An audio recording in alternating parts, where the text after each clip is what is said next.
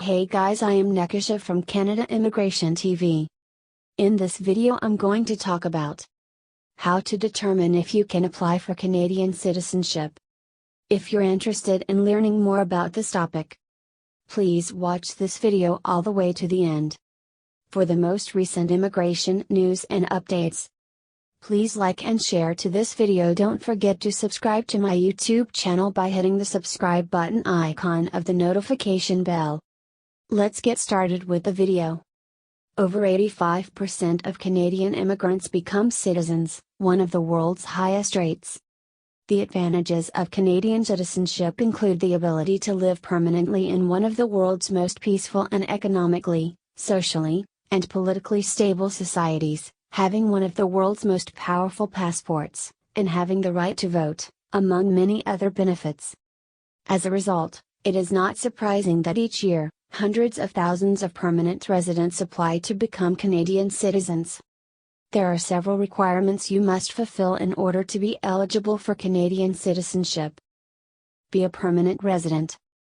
Meet Canada's physical presence requirements. File your taxes, if necessary. Pass a Canadian citizenship test. Prove your language skills. Permanent resident status. If you want to apply for Canadian citizenship, you must be a Canadian permanent resident regardless of your age. This means you are not being investigated for immigration or fraud, are not facing deportation, and have unfulfilled conditions relating to your permanent resident status. For example, you have not completed a medical screening. You do not need a valid PR card to apply for citizenship, and you can apply even if your PR card has expired.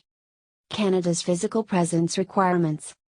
You must have lived in Canada for at least 1,095 days, 3 years, in the 5 years preceding the date you sign your Canadian citizenship application. Immigration, Refugees and Citizenship Canada, IRCC, encourages you to apply with more than 1,095 days of living in Canada in case your calculation is incorrect. Those who lived in Canada as temporary residents or protected persons before becoming permanent residents can apply some of that time toward their residency requirements. When calculating your physical presence, each day you spent in Canada as a temporary resident or protected person in the last 5 years counts as a half day. As a temporary resident or protected person, you can use a maximum of 365 days toward your time in Canada, according to IRCC. Visitors, students, workers, and temporary resident permit holders are all examples of temporary residents. Protected persons are those who have been found by the Immigration and Refugee Board, IRB, to be in need of protection or a convention refugee, or who have received a positive decision on a pre-removal risk assessment. Time spent outside of Canada, in general, does not count towards your physical presence requirements, but there are some exceptions. Permanent residents who work in the United States, for example, may be able to count days spent in the United States toward their physical presence requirement if they reside in Canada and return to Canada for at least part of the day. File your taxes, if necessary. Filing taxes in Canada for at least 3 years in the 5 years preceding your application for citizenship may be required. Even if you only spend a portion of the year in Canada, you may be required to file an income tax return if you. Taxes must be paid for the entire year. Do you want to get a refund? Interested in receiving benefits and credit payments?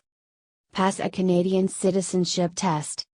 Those between the ages of 18 and 54 on the day they sign their Canadian citizenship application must take a citizenship test covering Canadian rights and responsibilities, as well as Canada's history, geography, economy, government, laws, and symbols.